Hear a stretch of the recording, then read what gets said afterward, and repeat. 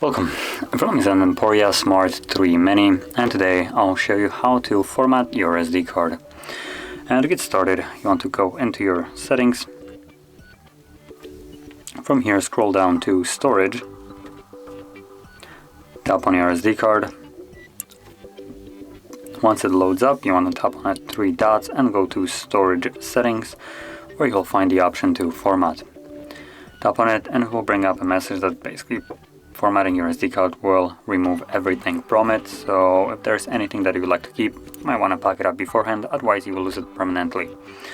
But assuming we have already done it, or you might simply not want to, select Format SD card. This will immediately begin the process, and it only takes a couple minutes, or seconds I mean. So it should be right about done. There we go. So click on done and you're finished. And if you found this video helpful, don't forget to hit like, subscribe, and thanks for watching.